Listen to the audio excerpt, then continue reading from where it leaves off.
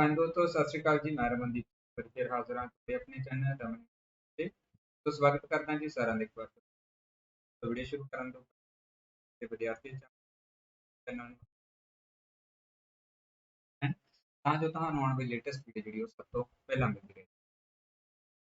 ਸੋ ਅੱਜ ਦੀ ਇਸ ਕਲਾਸ ਦੇ ਵਿੱਚ ਆਪਾਂ ਫਲੂਵੀਅਲ ਲੈਂਡਸਕੇਪ ਮਤਲਬ ਕਿ ਪਾਣੀ ਦੇ ਦੁਆਰਾ ਖਾਸ ਤੌਰ ਦੇ ਉੱਪਰ ਨਦੀ ਦੇ ਦੁਆਰਾ ਜਿਹੜੇ ਲੈਂਡ ਫਾਰਮ ਬਣਦੇ ਹੈਗੇ ਆ ਸਥਲ ਕਰਤੀਆਂ ਉਹਨਾਂ ਬਾਰੇ ਡਿਸਕਸ ਕਰਾਂਗੇ ਤੇ ਜਿਓਮੋਰਫੋਲੋਜੀ ਜਿਹੜਾ ਪਾਰਟ ਹੈ ਸੋ ਉਸ ਦੇ ਵਿੱਚ ਆਉਂਦਾ। तो पिछले मास्टर कैडर ਦੇ ਵਿੱਚ ਵੀ ਕਾਫੀ ਸਾਰੇ ਜਿਹੜੇ ਇਸ ਤੇ ਸਵਾਲ ਆਏ ਸੀਗੇ। ਇਸ ਤੋਂ ਇਲਾਵਾ KVS ਦੇ ਵਿੱਚ ਯੂਜ਼ਨੈਟ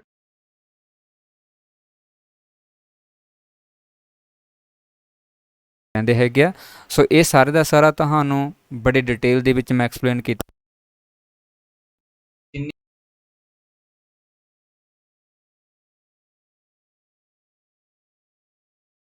ਇੱਕੋ ਪਾਰਟ ਦੇ ਵਿੱਚ ਆਪਣੇ ਇਹ ਕਵਰ ਹੋ ਜਾਣਗੇ। ਸੋ ਇਹਨਾਂ ਕਲਾਸਾਂ ਦੀਆਂ ਜਿਹੜੀਆਂ ਥਿਊਰੀ ਕਲਾਸਿਸ ਵੀ ਆਪਾਂ ਸ਼ੁਰੂ ਕੀਤੀਆਂ ਹੋਈਆਂ ਨੇਗੀਆਂ। ਸੋ ਉਹ ਥਿਊਰੀ ਕਲਾਸਿਸ ਤੁਸੀਂ ਜਿਹੜਾ ਹੈ ਐਪ ਦੇ ਉੱਪਰ ਜਾ ਕੇ ਦੇਖ ਸਕਦੇ ਹੈਗੇ ਹੋ। ਸੋ ਨੈਕਸਟ ਤੁਹਾਨੂੰ ਐਪ ਦਾ ਜਿਹੜਾ ਹੈ ਲਿੰਕ ਵੀ ਉਹ ਪ੍ਰੋਵਾਈਡ ਕਰ ਦੇਵਾਂਗਾ। ਸੋ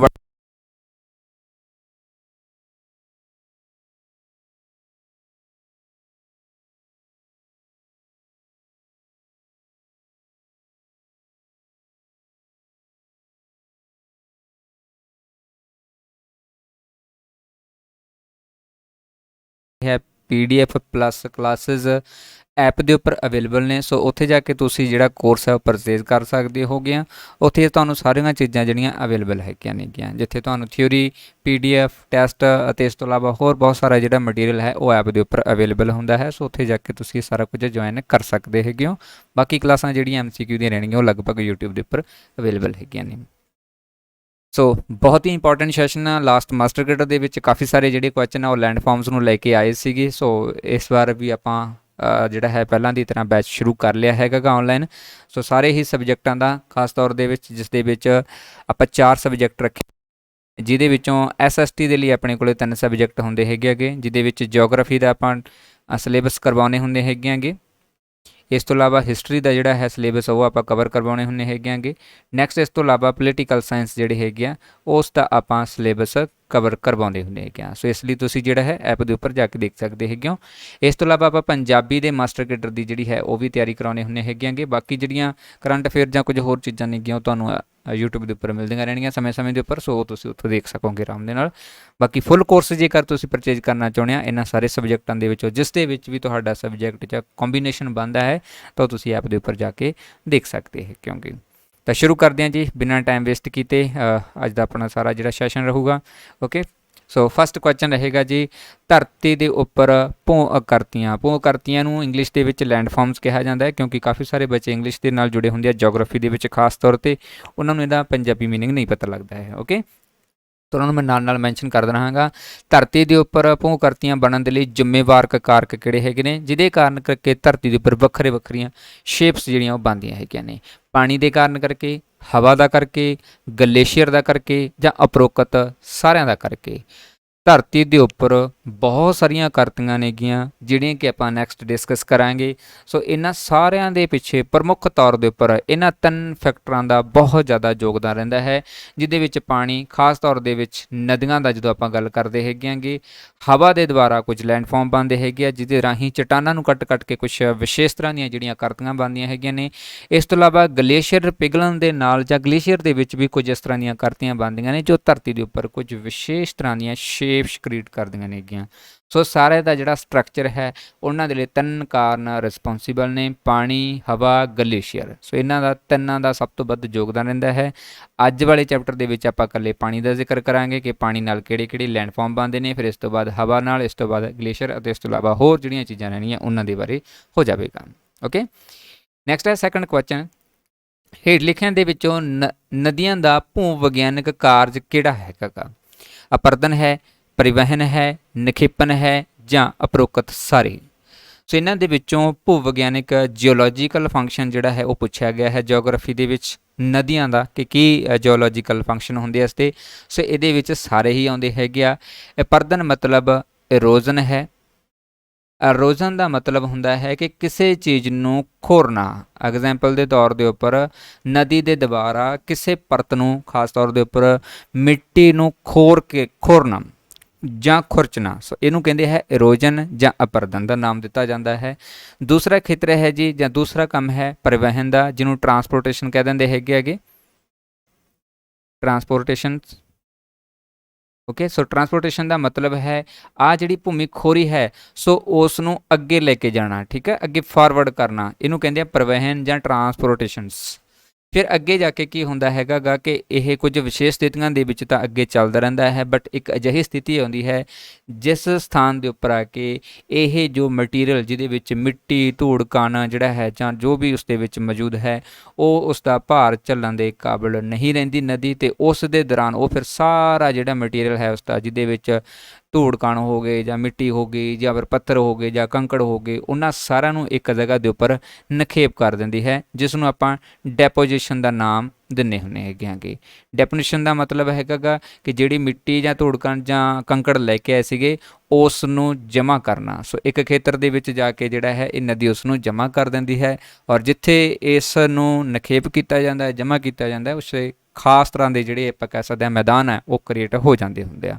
ਤੇ ਤਿੰਨ ਪ੍ਰਕਿਰਿਆਵਾਂ ਨੇ ਜਾਂ ਤਿੰਨ ਫੰਕਸ਼ਨ ਨੇ ਨਦੀ ਦੇ, ਜਿਹਦੇ ਵਿੱਚ ਉਹ ਇਰੋਜ਼ਨ ਕਰਦੀ ਹੈ, ਟਰਾਂਸਪੋਰਟੇਸ਼ਨ ਕਰਦੀ ਹੈ, ਇੱਕ ਜਗ੍ਹਾ ਤੋਂ ਦੂਜੀ ਜਗ੍ਹਾ 'ਤੇ ਲੈ ਕੇ ਜਾਂਦੀ ਹੈਗੀ ਆ, ਅਤੇ ਤੀਸਰੀ ਸਟੇਜ ਦੇ ਵਿੱਚ ਆ ਕੇ ਜਿਹੜਾ ਹੈ ਉਹ ਡੈਪੋਜੀਸ਼ਨ ਕਰਦੀ ਹੈ, ਯਾਨੀ ਕਿ ਉਸ ਪਦਾਰਥ ਨੂੰ ਸੁੱਟ ਦਿੰਦੀ ਹੈਗੀ ਆ। ਠੀਕ ਹੈ, ਸੋ ਇਹਦੇ ਵਿੱਚ ਆਪਾਂ ਇਮੇਜ ਦੇ ਵਿੱਚ ਐਡ ਵੀ ਕੀਤਾ ਹੋਇਆ ਸੀਗਾ, ਸੋ ਇੱਥੋਂ ਦੇਖ ਸਕਦੇ ਹੋ ਤੁਸੀਂ, ਦੋ ਚੀਜ਼ਾਂ ਨੇ, ਇੱਕ ਇਰੋਜ਼ਨ ਦੀ ਹੈਗੀ ਆ ਅਤੇ ਇੱਕ ਡੈਪੋਜੀਸ਼ਨ ਦੀ ਹੈ। ਆ ਇਰੋਜ਼ਨ ਕੀਤੀ ਹੈ ਵਾਲੀ ਪਰਤ ਜਿਹੜੀ ਇਸ ਦੇ ਵਿੱਚ ਹੈ, ਇਸ ਤੋਂ ਬਾਅਦ ਇਸ ਨੇ ਜਾ ਕੇ ਆ ਯੈਲੋ ਵਾਲੇ ਕਲਰ ਦੇ ਵਿੱਚ ਤੁਸੀਂ ਦੇਖ ਸਕਦੇ ਹੈਗੇ ਆ ਕਿ ਡੈਪੋਜੀਸ਼ਨ ਕੀਤਾ, ਜਮ੍ਹਾਂ ਕੀਤਾ ਹੈ ਪਦਾਰਥ। ਓਕੇ, ਨੈਕਸਟ ਹੈ ਜੀ, ਨਦੀ ਅਪਰਦਨ ਦੇ ਲਈ ਕਿਹੜਾ ਕਾਰਕ ਜ਼ਿੰਮੇਵਾਰ ਨਹੀਂ ਹੈ? ਭੌਤਿਕ ਅਪਰਦਨ, ਰਸਾਇਣਿਕ ਅਪਰਦਨ, ਹਵਾ ਅਪਰਦਨ ਜਾਂ ਜਲ ਸ਼ਕਤੀ ਕਿਰਿਆ ਦੇ ਦੁਆਰਾ। ਸੋ ਨਦੀ ਅਪਰਦਨ ਦੇ ਲਈ ਸਾਨੂੰ ਪਾਣੀ ਦੀ ਜ਼ਰੂਰਤ ਹੈ, ਅਤੇ ਪਾਣੀ ਦੇ ਲਈ ਸਾਨੂੰ ਇੱਥੇ ਤਿੰਨ ਚੀਜ਼ਾਂ ਤੋਂ ਜਿਹੜਾ ਹੈ ਕੰਮ ਲੈਣਾ ਪਊਗਾ। ਇੱਕ ਤਾਂ ਹੋਵੇਗਾ ਜੀ ਮਕੈਨੀਕਲ, ਯਾਨੀ ਕਿ ਉਹਦੇ ਵਿੱਚ ਵਾਰੀ ਜਿਹੜੀ ਕਿਰਿਆ ਹੋਵੇਗੀ ਉਹ ਮੇਨ ਕਾਰਨ ਰਹੇਗਾ। ਦੂਸਰਾ ਹੋਵੇਗਾ ਕਿ ਰਸਾਇਣਿਕ ਕਿਰਿਆ, ਪਾਣੀ ਦੇ ਵਿੱਚ ਕੁਝ ਰਸਾਇਣਿਕ ਤੱਤ ਹੋਣਗੇ ਜੋ ਚਟਾਨਾਂ ਨੂੰ ਵਾਰੀ ਕੱਟਣਗੇ ਜਾਂ ਖੁਰਚਣਗੇ। ਅਤੇ ਤੀਸਰਾ ਤੱਤ ਹੋਵੇਗਾ ਹਾਈਡ੍ਰੋਲਿਕ ਐਕਸ਼ਨ, ਮਤਲਬ ਕਿ ਪਾਣੀ ਦੀ ਸ਼ਕਤੀ ਕਿੰਨੀ ਹੈ, ਕਿੰਨੀ ਸਪੀਡ ਦੇ ਨਾਲ ਆ ਰਿਹਾ ਹੈਗਾ ਗਾ, ਕਿੰਨੀ ਸਪੀਡ ਦੇ ਨਾਲ ਉਹ ਪਰਤ ਨੂੰ ਕੱਟ ਰਿਹਾ ਹੈ, ਉਹਦੇ ਉੱਪਰ ਆਧਾਰਿਤ ਰਹੇਗਾ। ਜਿੰਨੀ ਜ਼ਿਆਦਾ ਸਪੀਡ ਹੋਵੇਗੀ ਉਨਾ ਜ਼ਿਆਦਾ ਉਹ ਇਰੋਜ਼ਨ ਕਰੇਗਾ, ਜਿਸ ਦੇ ਕਾਰਨ ਕਰਕੇ ਵੱਖਰੀਆਂ ਸ਼ੇਪਸ ਜਿਹੜੀਆਂ ਉਹ ਬਣ ਸਕਦੀਆਂ ਨੇ। ਪਰ ਇਹਨਾਂ ਦੇ ਵਿੱਚ ਆਪਾਂ ਪਹਿਲਾਂ ਸ਼ੁਰੂਆਤ ਦੇ ਵਿੱਚ ਹੀ ਕੁਐਸਚਨ ਕੀਤਾ ਸੀਗਾ ਕਿ ਜਿਹੜੀ ਲਿਵਿਨ ਇਰੋਜ਼ਨ ਹੈ, ਯਾਨੀ ਕਿ ਹਵਾ ਦਾ ਅਪਰਦਨ ਹੈ, ਉਹ ਇੱਕ ਵੱਖਰਾ ਕਾਰਕ ਹੈ। ਇਸ ਕਰਕੇ ਨਦੀ ਅਪਰਦਨ ਦੇ ਲਈ ਹਵਾ ਦਾ ਕੋਈ ਰੋਲ ਨਹੀਂ ਹੈ, ਹਵਾ ਬਾਹਰ ਚੱਲਦੀ ਹੈਗੀ ਹੈ, ਬਟ ਨਦੀ ਜਿਹੜੀ ਹੈ ਉਹ ਨਦੀ ਦੇ ਵਿੱਚ ਚੱਲਦੀ ਹੈ, ਜੋ ਪਾਣੀ ਦੇ ਲਈ ਰਿਸਪੌਂਸੀਬਲ ਹੁੰਦੀ ਹੈਗੀ। ਓਕੇ, ਨੈਕਸਟ ਹੈ ਜੀ 4 ਨੰਬਰ, ਨਦੀ ਅਪਰਦਨ ਦੇ ਕਾਰਕਾਂ ਦੇ ਵਿੱਚ ਸ਼ਾਮਲ ਨਹੀਂ ਹੈਗਾ ਗਾ ਪਾਣੀ ਦੀ ਮਾਤਰਾ, ਚਟਾਨਾਂ ਦੇ ਲੱਛਣ, ਧਰਤੀ ਦੀ ਢਲਾਨ ਜਾਂ ਮੈਦਾਨੀ ਖੇਤਰ। ਨਦੀ ਦੇ ਅਪਰਦਨ ਦੇ ਲਈ, ਯਾਨੀ ਕਿ ਨਦੀ ਨੂੰ ਇਰੋਜ਼ਨ ਕਰਨ ਦੇ ਲਈ ਕਿਹੜੇ ਕਾਰਕ ਰਿਸਪੌਂਸੀਬਲ ਨੇ, ਅਤੇ ਉਹਨਾਂ ਦੇ ਵਿੱਚੋਂ ਇੱਕ ਸ਼ਾਮਲ ਨਹੀਂ ਹੈ, ਉਹ ਤੱਤ ਹੈ ਜਿਨ੍ਹਾਂ ਦੇ ਵਿੱਚੋਂ ਮੈਦਾਨੀ ਖੇਤਰ। ਠੀਕ ਹੈ, ਸੋ ਮੈਦਾਨੀ ਖੇਤਰ ਦਾ ਕੋਈ ਖਾਸ ਰੋਲ ਨਹੀਂ ਰਹਿੰਦਾ ਹੈਗਾ, ਬਟ ਜੇ ਪਾਣੀ ਦੀ ਮਾਤਰਾ ਜ਼ਿਆਦਾ ਹੈਗੀ ਆ ਤਾਂ ਜ਼ਿਆਦਾ ਜਿਹੜਾ ਇਰੋਜ਼ਨ ਹੋਵੇਗਾ। ਜੇ ਚਟਾਨਾਂ ਦੇ ਲੱਛਣ ਕਮਜ਼ੋਰ ਨੇ, ਮਤਲਬ ਚਟਾਨਾਂ ਨਰਮ ਨੇਗੀਆਂ, ਤਾਂ ਉਹਨਾਂ ਦੇ ਵਿੱਚ ਜਿਹੜਾ ਹੈ ਇਰੋਜ਼ਨ ਉਹ ਜ਼ਿਆਦਾ ਹੋਵੇਗਾ। ਜੇ ਚਟਾਨਾਂ ਸਖਤ ਹੋਣਗੀਆਂ ਤਾਂ ਉੱਥੇ ਜਿਹੜਾ ਹੈ ਚਟਾਨਾਂ ਘੱਟ ਕੱਟੀਆਂ ਜਾਣਗੀਆਂ, ਯਾਨੀ ਕਿ ਸ਼ੇਪਸ ਘੱਟ ਬਣਨਗੀਆਂ। ਇਸ ਤੋਂ ਇਲਾਵਾ ਧਰਤੀ ਦੀ ਢਲਾਨ, ਜਿੰਨੀ ਜ਼ਿਆਦਾ ਢਲਾਨ ਹੋਵੇਗੀ ਉਨੀ ਸਪੀਡ ਦੇ ਨਾਲ ਪਾਣੀ ਨੀਚੇ ਜਾਵੇਗਾ, ਅਤੇ ਜਿੰਨੀ ਸਪੀਡ ਦੇ ਨਾਲ ਪਾਣੀ ਨੀਚੇ ਜਾਵੇਗਾ ਉਨੀ ਹੀ ਸਪੀਡ ਦੇ ਨਾਲ ਉਹ ਪਰਤਾਂ ਨੂੰ ਕੱਟੇਗਾ, ਜਿਹਦੇ ਕਰਕੇ ਉਹਦੇ ਵਿੱਚ ਵਿਸ਼ੇਸ਼ ਤਰ੍ਹਾਂ ਦੇ ਜਿਹੜੇ ਕਰੈਕਟਰਿਸਟਿਕਸ ਉਹ ਆ ਜਾਂਦੇ ਹੈਗੇ ਅੱਗੇ। ਨੈਕਸਟ ਹੈ ਜੀ, ਸੋ ਲਾਸਟ ਦੇ ਵਿੱਚ ਆਪਣਾ ਡੀ ਰਿਹਾ ਸੀਗਾ ਮੈਦਾਨੀ ਖੇਤਰ ਦੇ ਵਿੱਚ ਸ਼ਾਮਲ ਨਹੀਂ ਹੈ, ਪਾਣੀ ਦੀ ਮਾਤਰਾ, ਚਟਾਨਾਂ ਦੇ ਲੱਛਣ, ਧਰਤੀ ਦੀ ਢਲਾਨ, ਇਹ ਰਿਸਪੌਂਸੀਬਲ ਹੈ ਨਦੀ ਦੇ ਅਪਰਦਨ ਕਾਰਕਾਂ ਦੇ ਵਿੱਚ। ਨੈਕਸਟ ਹੈ ਹੜ੍ਹਾਂ ਦੇ ਮੈਦਾਨ ਬਣਨ ਦਾ ਕਾਰਨ ਹੈ ਇਹਨਾਂ 'ਚੋਂ ਨਦੀ ਦਾ ਅਪਰਦਨ, ਨਦੀ ਪ੍ਰਵਾਹਨ ਕਿਰਿਆ, ਨਿਖੇਪਣ ਦੀ ਕਿਰਿਆ ਜਾਂ ਉਪਰੋਕਤ ਸਾਰੇ।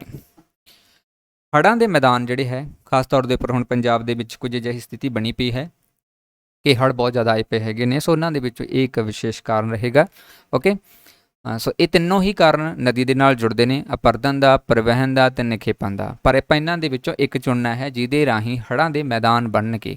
ਸ਼ੁਰੂਆਤ ਦੇ ਵਿੱਚ ਹੀ ਮੈਂ ਅੰਡਰਸਟੈਂਡ ਕਰਵਾਇਆ ਸੀ, ਉਮੀਦ ਹੈ ਕਿ ਤੁਹਾਨੂੰ ਪਤਾ ਹੋਵੇਗਾ ਅਤੇ ਈਜ਼ੀਲੀ ਤੁਸੀਂ ਆਨਸਰ ਦੇ ਸਕੋਗੇ ਇਸ ਦਾ। ਸੋ ਹੈ ਜੀ ਨਿਖੇਪਣ ਦੀ ਕਿਰਿਆ, ਡੈਪੋਜੀਸ਼ਨ ਦੀ ਜਿਹੜੀ ਕਿਰਿਆ ਹੈਗੀ ਆ, ਇਸ ਦੇ ਥਰੂ ਜਿਹੜਾ ਹੈਗਾ ਗਾ ਹੜ੍ਹਾਂ ਦੇ ਮੈਦਾਨ ਉਹ ਕ੍ਰੀਏਟ ਕੀਤੇ ਜਾਂਦੇ ਹੈਗੇ ਨੇ। ਕੀ ਹੁੰਦਾ ਹੈ ਕਿ ਕੋਈ ਵੀ ਨਦੀ ਜਿਹੜੀ ਹੈ ਪਹਿਲਾਂ ਇਰੋਜ਼ਨ ਕਰਦੀ ਹੈ ਕਿਸੇ ਖੇਤਰ ਦਾ, ਇਰੋਜ਼ਨ ਕਰਕੇ ਜਿਸ ਦੇ ਵਿੱਚ ਉਹ ਮਿੱਟੀ ਹੋ ਗਈ, ਠੀਕ ਹੈ, ਕੰਕੜ ਹੋ ਗਏ ਜਾਂ ਕੁਝ ਹੋਰ ਇਸ ਤਰ੍ਹਾਂ ਦਾ ਮਟੀਰੀਅਲ ਜੋ ਹੋ ਸਕਦਾ ਹੈਗਾ ਗਾ, ਠੀਕ ਹੈ, ਉਹਨਾਂ ਨੂੰ ਅਰੋਜ਼ ਕਰਕੇ ਲੈ ਕੇ ਜਾਂਦੀ ਹੈਗੀ ਆ। ਅਰੋਜ਼ ਕਰਕੇ ਲੈ ਜਾਣ ਦੀ ਜਿਹੜੀ ਪ੍ਰਕਿਰਿਆ ਹੈ ਉਸ ਨੂੰ ਕਿਹਾ ਜਾਂਦਾ ਹੈ ਟਰਾਂਸਪੋਰਟੇਸ਼ਨ। ਫਿਰ ਇਹ ਟਰਾਂਸਪੋਰਟੇਸ਼ਨ ਕਿਤੇ ਇੱਕ ਅਜਿਹੀ ਸਥਿਤੀ ਦੇ ਵਿੱਚ ਆ ਜਾਂਦਾ ਹੈ ਜਿੱਥੇ ਇਹ ਸਾਰਾ ਕੰਕੜ ਮਿੱਟੀ ਜਿਹੜਾ ਉਹ ਅੱਗੇ ਨਹੀਂ ਲਿਜਾ ਸਕਦਾ, ਮਤਲਬ ਕਿ ਹੈਵੀ ਹੋ ਜਾਂਦਾ, ਬਟ ਪਾਣੀ ਦਾ ਵੇਟ ਘਟ ਜਾਂਦਾ ਹੈ ਜਾਂ ਸਪੀਡ ਘਟ ਜਾਂਦੀ ਹੈਗੀ ਆ, ਜਿਸ ਦੇ ਕਾਰਨ ਕੀ ਕਰਦਾ ਹੈ ਕਿ ਕਿਸੇ ਵਿਸ਼ੇਸ਼ ਖੇਤਰ ਦੇ ਵਿੱਚ ਇਹ ਮਿੱਟੀ, ਕੰਕੜ, ਪੱਥਰ ਜਿਹੜੇ ਹੈਗੇ ਆ ਉਹਨਾਂ ਨੂੰ ਇੱਕ ਜਗ੍ਹਾ ਦੇ ਉੱਪਰ ਡੈਪੋਜ਼ਿਟ ਕਰ ਦਿੰਦਾ ਹੈ ਕਾਕਾ, ਠੀਕ ਹੈ, ਜਮ੍ਹਾਂ ਕਰ ਦਿੰਦਾ ਹੈ, ਨਿਖੇਪ ਕਰ ਦਿੰਦਾ ਹੈ, ਜਿਸ ਦੇ ਕਾਰਨ ਕੀ ਹੁੰਦਾ ਹੈਗਾ ਕਿ ਉਹ ਇੱਕ ਵਿਸ਼ੇਸ਼ ਤਰ੍ਹਾਂ ਦੇ ਮੈਦਾਨਾਂ ਦੇ ਵਿੱਚ ਬਦਲ ਜਾਂਦੇ ਹੈਗੇ ਆ, ਕਿ ਇੱਕ ਮੈਦਾਨ ਦੇ ਵਿੱਚ ਆਉਂਦੇ, ਕਿਉਂਕਿ ਉਹ ਮਿੱਟੀ ਇੱਕ ਪੱਧਰੇ ਰੂਪ ਦੇ ਵਿੱਚ ਫੈਲ ਜਾਂਦੀ ਹੈਗੀ ਆ, ਜਿਸ ਦੇ ਕਾਰਨ ਕਰਕੇ ਉਹ ਮੈਦਾਨਾਂ ਦਾ ਰੂਪ ਲੈ ਲੈਂਦੇ ਹੈਗੇ ਆ, ਅਤੇ ਉਹਨਾਂ ਨੂੰ ਆਪਾਂ ਨਾਮ ਦਿੰਦੇ ਹੈਗੇ ਆ ਹੜ੍ਹਾਂ ਦੇ ਮੈਦਾਨਾਂ ਵਾਲੇ, ਫਲੱਡ ਪਲੇਨਸ ਦੇ ਨਾਮ ਨਾਲ ਆਪਾਂ ਜਾਣਦੇ ਹੈਗੇ ਆ। ਨੈਕਸਟ ਹੈ 6 ਨੰਬਰ, ਨਦੀ ਕਿੰਨੀ ਅਵਸਥਾਵਾਂ ਦੇ ਵਿੱਚੋਂ ਗੁਜ਼ਰਦੀ ਹੈਗੀ ਆ? 5 ਦੇ ਵਿੱਚੋਂ, 3 ਦੇ ਵਿੱਚੋਂ, 7 ਦੇ ਵਿੱਚੋਂ ਜਾਂ 2 ਦੇ ਵਿੱਚੋਂ।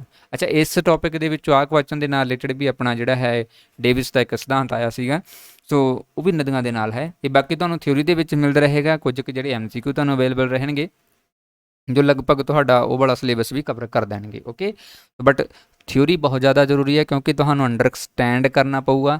ਜ਼ਰੂਰੀ ਨਹੀਂ ਹੈ ਕਿ ਜਿਵੇਂ ਕੁਐਸਚਨ ਮੈਂ ਟਾਈਪ ਕਰਦਾ ਹਾਂ ਸੋ ਉਸੇ ਤਰੀਕੇ ਦਾ ਕੁਐਸਚਨ ਉੱਥੇ ਟਾਈਪ ਹੋ ਕੇ ਆਵੇਗਾ, ਕਿਉਂਕਿ ਕੁਐਸਚਨ ਉਹ ਆਪਣੀ ਭਾਸ਼ਾ ਦੇ ਵਿੱਚ ਅਤੇ ਆਪਣੇ ਤਰੀਕੇ ਨਾਲ ਟਾਈਪ ਕਰਦੇ ਹੁੰਦੇ। ਇਸ ਕਰਕੇ ਤੁਸੀਂ ਥਿਊਰੀ ਦੀ ਕਲਾਸ ਜ਼ਰੂਰ ਦੇਖਿਆ ਕਰੋ ਤਾਂ ਕਿ ਤੁਸੀਂ ਉਸਨੂੰ ਪੂਰੇ ਅੱਛੇ ਤਰੀਕੇ ਦੇ ਨਾਲ ਸਮਝ ਸਕੋ। ਤਾਂ ਜੇਕਰ ਆਪਾਂ ਨਦੀ ਦੀਆਂ ਅਵਸਥਾਵਾਂ ਦੀ ਗੱਲ ਕਰੀਏ ਤਾਂ ਨਦੀ 3 ਅਵਸਥਾਵਾਂ ਦੇ ਵਿੱਚੋਂ ਦੀ ਗੁਜ਼ਰਦੀ ਹੈਗੀ ਆ। ਇਹ 3 ਅਵਸਥਾਵਾਂ ਕਿਹੜੀਆਂ ਹੁੰਦੀਆਂ ਨੇਗੀਆਂ? ਇੱਕ ਨੂੰ ਕਿਹਾ ਜਾਂਦਾ ਹੈ ਜੰਗ ਸਟੇਜ। ਜੰਗ ਸਟੇਜ ਉਹ ਪ੍ਰਕਿਰਿਆ ਹੁੰਦੀ ਹੈ ਜਦੋਂ ਨਦੀ ਜਿੱਥੋਂ ਸ਼ੁਰੂ ਹੋਈ ਆ, ਮਤਲਬ ਕਿਸੇ ਉਚਾਈ ਵਾਲੇ ਖੇਤਰ ਤੋਂ, ਜਿਵੇਂ ਕਿ ਪਹਾੜ ਤੋਂ ਸ਼ੁਰੂ ਹੋਈ ਹੈਗੀ ਆ ਜਾਂ ਗਲੇਸ਼ੀਅਰ ਤੋਂ ਸ਼ੁਰੂ ਹੋਈ ਆ ਜਾਂ ਕਿਸੇ ਵੈਲੀ ਤੋਂ ਸ਼ੁਰੂ ਹੋਈ ਹੈਗੀ ਉਹਨੂੰ ਕਹਿੰਦੇ ਹੈਗੇ ਆ ਜੰਗ ਸਟੇਜ ਯਾਨੀ ਯੁਵਾ ਸਟੇਜ।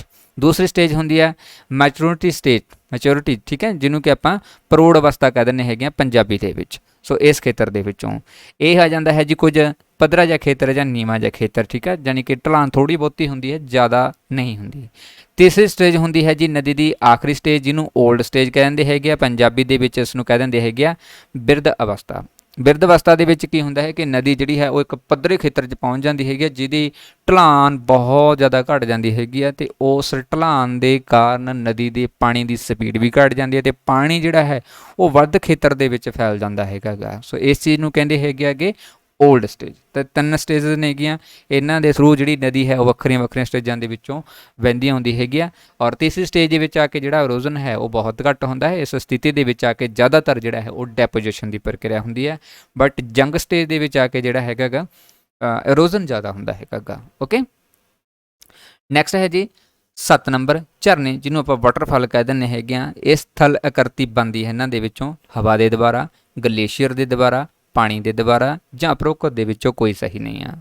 ਸੋ ਝਰਨੇ ਦਾ ਨਿਰਮਾਣ ਹੁੰਦਾ ਹੈ ਪਾਣੀ ਦੇ ਦੁਆਰਾ। ਝਰਨਾ ਜਿਹੜਾ ਹੈ ਉਹ ਹਮੇਸ਼ਾ ਨਦੀ ਦੇ ਦੁਆਰਾ ਆਉਂਦਾ ਹੈ ਕਿ ਜਿਹੜੀ ਨਦੀ ਹੈ ਉਹ ਵਹਿੰਦੀ ਹੈਗੀ ਹੈ ਕਿਸੇ ਪਹਾੜੀ ਖੇਤਰ ਦੇ ਵਿੱਚੋਂ, ਅਤੇ ਉਹ ਪਹਾੜੀ ਖੇਤਰ ਜਦੋਂ ਉੱਚੇ ਸਥਾਨ ਦੇ ਉੱਪਰ ਹੁੰਦਾ ਤਾਂ ਉਸ ਉੱਚੇ ਸਥਾਨ ਤੋਂ ਜਦੋਂ ਪਾਣੀ ਨੀਚੇ ਡਿੱਗਦਾ ਹੈਗਾ ਉਸ ਪ੍ਰਕਿਰਿਆ ਨੂੰ ਨਾਮ ਦਿੰਦੇ ਹੈਗੇ ਆਪਾਂ ਵਾਟਰਫਾਲ ਦਾ। ਓਕੇ, ਦੁਨੀਆ ਦਾ ਸਭ ਤੋਂ ਉੱਚਾ ਵਾਟਰਫਾਲ ਜਿਹੜਾ ਹੈ ਉਹ ਏਂਜਲ ਨਾਮ ਦਾ ਹੈ, ਜੋ ਕਿ ਸਾਊਥ ਅਮਰੀਕਾ ਦੇ ਵਿੱਚ ਪੈਂਦਾ ਹੈਗਾ ਵੈਨਜ਼ੂਏਲਾ ਦੇ ਵਿੱਚ। ਇਹ ਦੁਨੀਆ ਦਾ ਸਭ ਤੋਂ ਉੱਚਾ ਜਿਹੜਾ ਵਾਟਰਫਾਲ ਹੈਗਾ ਜਿਹੜਾ ਕਿ ਨਦੀ ਦੇ ਦੁਆਰਾ ਬਣਦਾ ਅਤੇ ਪਹਾੜ ਤੋਂ ਨੀਚੇ ਡਿੱਗਦਾ ਹੈ। ਐਗਜ਼ਾਮਪਲ ਦੇ ਤੌਰ 'ਤੇ ਤੁਸੀਂ ਪਿਕਚਰ ਦੇ ਵਿੱਚ ਆਰਾਮ ਦੇ ਨਾਲ ਦੇਖ ਸਕਦੇ ਹੈਗੇ ਹੋ। ਨੈਕਸਟ ਹੈ ਜੀ 8 ਨੰਬਰ ਜਲਕੁੰਡ ਜਾਂ ਜਲਗਰਤ, ਜਿਹਨੂੰ ਪੰਜਾਬੀ ਦੇ ਵਿੱਚ ਪੋਰਟ ਹੋਲਸ ਕਿਹਾ ਜਾਂਦਾ ਹੈਗਾ। ਸਥਲ ਆਕ੍ਰਿਤੀ ਨਦੀ ਕਿਸ ਅਵਸਥਾ ਦੇ ਵਿੱਚ ਬਣਾਉਂਦੀ ਹੈਗੀ ਹੈ? ਅੱਛਾ, ਮੈਂ ਜਿੰਨੇ ਵੀ ਮਤਲਬ ਇਸ ਤਰ੍ਹਾਂ ਦੇ ਕੁਛ ਨੇਮ ਹੋਣਗੇ ਜੋ ਜੋਗ੍ਰਾਫੀ ਦੇ ਵਿੱਚ ਖਾਸ ਤੌਰ 'ਤੇ ਇੰਗਲਿਸ਼ ਦੇ ਵਿੱਚ ਹੀ ਆਉਂਦੇ ਹੁੰਦੇ ਹੈਗੇ ਆ, ਜਾਂ ਉਹਨਾਂ ਦੀ ਕਿਤੇ ਨਾ ਕਿਤੇ ਥੋੜ੍ਹੀ ਬਹੁਤੀ ਮੁਸ਼ਕਲ ਰਹੂਗੀ, ਮੈਂ ਉਹ ਨਾਲ ਇੰਗਲਿਸ਼ ਦੇ ਵਿੱਚ ਟਾਈਪ ਕਰ ਦਿੰਦਾ ਹੁੰਦਾ ਤਾਂ ਕਿ ਤੁਹਾਨੂੰ ਚੀਜ਼ ਵੀ ਅੰਡਰਸਟੈਂਡ ਹੋ ਜਾਵੇ। ਸੋ ਇਸ ਚੀਜ਼ ਨੂੰ ਵੀ ਮੈਂ ਧਿਆਨ ਦੇ ਵਿੱਚ ਰੱਖਦਾ ਹਾਂ। ਓਕੇ, ਸੋ ਇੱਥੇ ਗੱਲ ਕੀਤੀ ਹੈ ਪੋਰਟ ਹੋਲਸ। ਇਹ ਜਿਹੜੀ ਸਥਲ ਆਕ੍ਰਿਤੀ ਹੈ ਇਹ ਨਦੀ ਦੀ ਕਿਹੜੀ ਅਵਸਥਾ ਦੇ ਵਿੱਚ ਬਣਦੀ ਹੈਗੀ ਕਿ ਯੁਵਾ ਅਵਸਥਾ ਦੇ ਵਿੱਚ, ਪ੍ਰੌੜ ਅਵਸਥਾ ਦੇ ਵਿੱਚ, ਬਿਰਧ ਅਵਸਥਾ ਦੇ ਵਿੱਚ ਜਾਂ ਉਪਰੋਕਤ ਦੇ ਵਿੱਚੋਂ ਕੋਈ ਨਹੀਂ। ਸੋ ਜਿਹੜੇ ਪੋਰਟ ਹੋਲਸ ਨੇਗੇ ਇਹ ਬਣਦੇ ਹੈਗੇ ਆ ਕਿ ਯੁਵਾ ਅਵਸਥਾ ਦੇ ਵਿੱਚ। ਯੁਵਾ ਅਵਸਥਾ ਦੇ ਵਿੱਚ ਜਿਹੜੀ ਨਦੀ ਹੁੰਦੀ ਹੈ ਉਹ ਹਮੇਸ਼ਾ ਕਿੱਥੋਂ ਦੀ ਗੁਜ਼ਰਦੀ ਹੈ? ਪਹਾੜੀ ਖੇਤਰ ਦੇ ਵਿੱਚ, ਉੱਚੀਆਂ ਢਲਾਣਾਂ ਦੇ ਉੱਪਰ। ਉੱਚੀਆਂ ਢਲਾਣਾਂ ਤੋਂ ਜਦੋਂ ਉਹ ਗੁਜ਼ਰਦੀ ਹੈਗੀ ਆ, ਪਹਾੜੀ ਖੇਤਰ ਤੋਂ ਜਦੋਂ ਗੁਜ਼ਰਦੀ ਹੈ ਤਾਂ ਪਹਾੜ ਦੇ ਵਿੱਚ ਜਾਂ ਚਟਾਨਾਂ ਦੇ ਵਿੱਚ ਕਈ ਵਾਰ ਕੀ ਹੁੰਦਾ ਹੈਗਾ ਕਿ ਕੋਈ ਕਿਸੇ ਤਰ੍ਹਾਂ ਦਾ ਪੱਥਰ ਜਿਹੜਾ ਹੈ, ਜਿਵੇਂ ਕਿ ਤੁਸੀਂ ਇਸ ਪਿਕਚਰ ਦੇ ਵਿੱਚ ਦੇਖ ਸਕਦੇ ਹੈਗੇ ਹੋਗੇ, ਠੀਕ ਹੈ, ਕੋਈ ਪੱਥਰ ਜਿਹੜਾ ਹੈਗਾ ਉਹ ਛੋਟੀ ਜਿਹੀ ਚਟਾਨ ਦੇ ਨਰਮ ਚਟਾਨ ਨੂੰ ਕੱਟ ਕੇ ਉਹਦੇ ਵਿੱਚ ਐਂਟਰ ਹੋ ਜਾਂਦਾ ਹੈ। ਜਿਵੇਂ ਕਿ ਇਹਦੇ ਵਿੱਚ ਆ ਪੱਥਰ ਜਿਹੜਾ ਹੈ ਉਹ ਐਂਟਰ ਹੋਇਆ ਹੋਇਆ ਹੈਗਾ ਕੱਟ ਕੇ।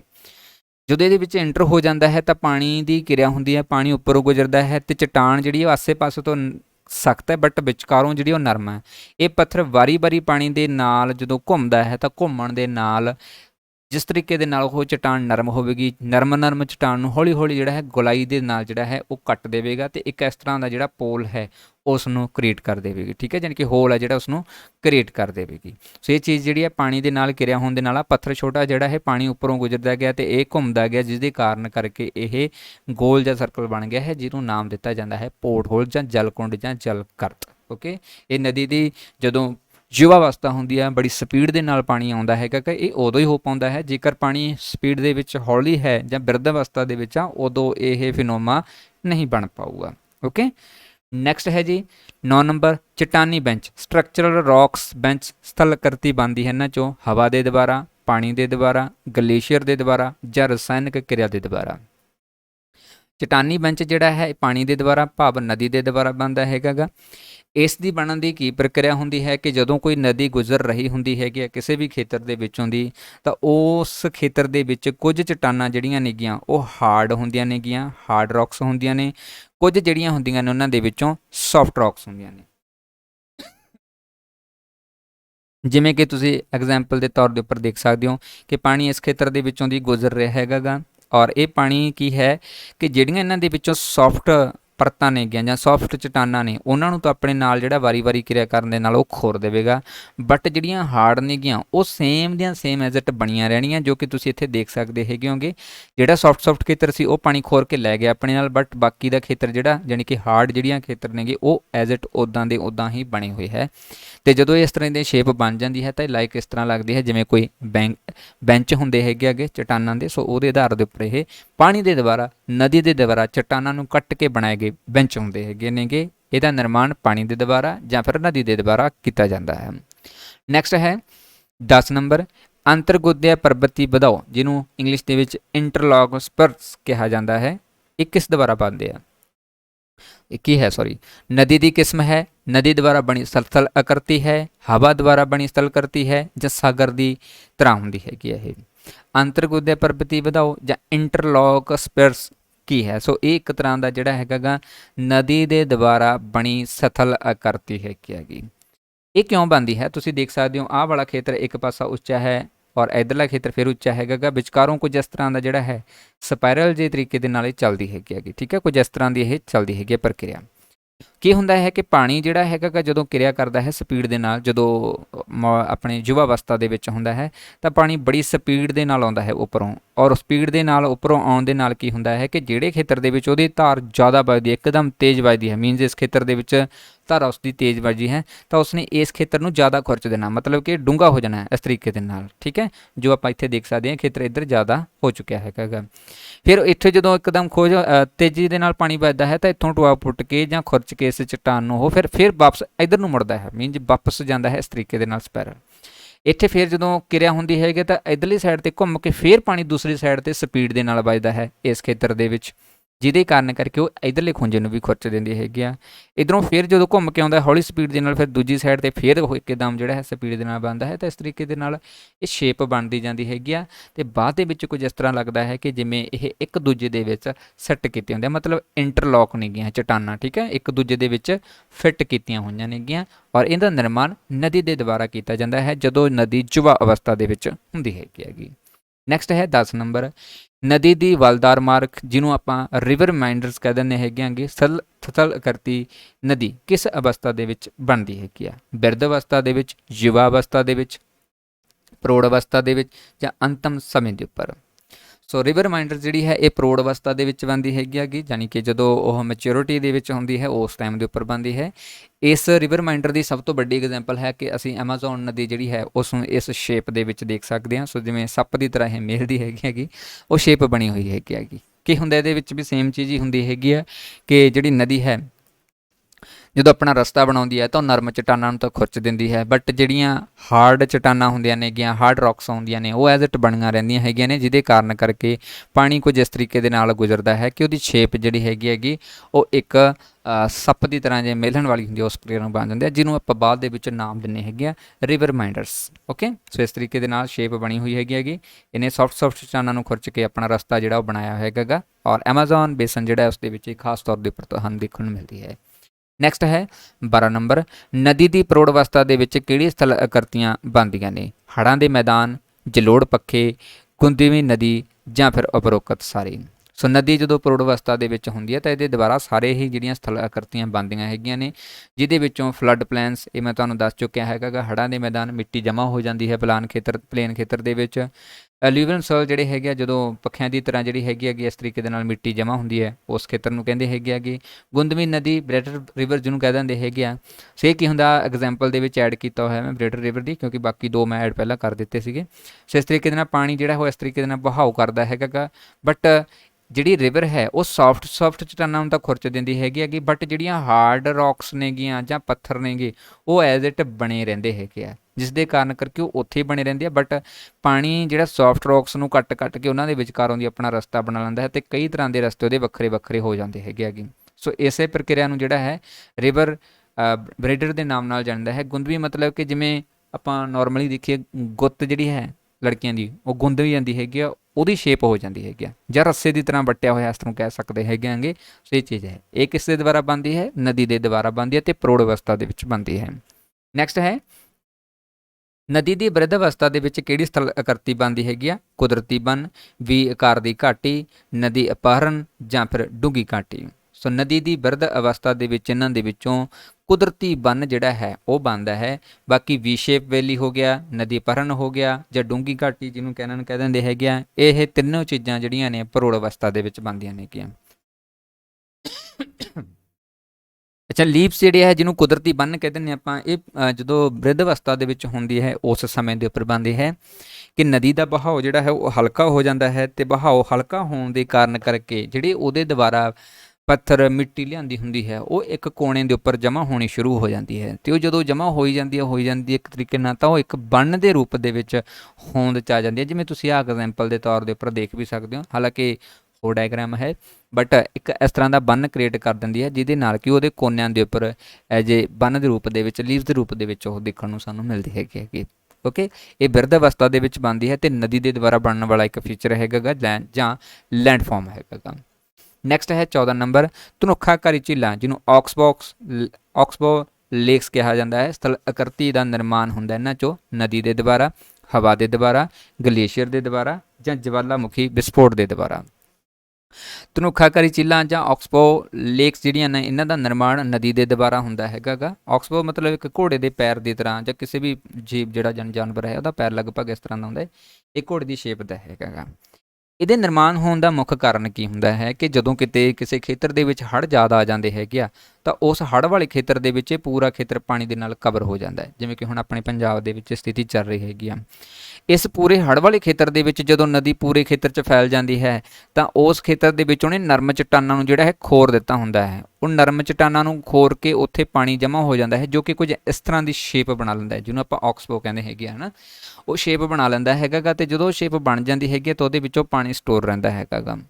ਜਦੋਂ ਹੜ੍ਹਾਂ ਦੀ ਸਥਿਤੀ ਖਤਮ ਹੋ ਜਾਂਦੀ ਹੈ ਜਾਂ ਹੜ੍ਹ ਚਲੇ ਜਾਂਦੇ ਆ, ਤਾਂ ਨਦੀ ਫਿਰ ਆਪਣੇ ਉਸੇ ਰਸਤੇ ਦੇ ਉੱਪਰ ਚੱਲਣਾ ਸ਼ੁਰੂ ਕਰ ਦਿੰਦੀ ਹੈ ਜਿਸ ਰਸਤੇ ਦੇ ਉੱਪਰ ਉਹ ਚੱਲ ਰਹੀ ਸੀਗੀ।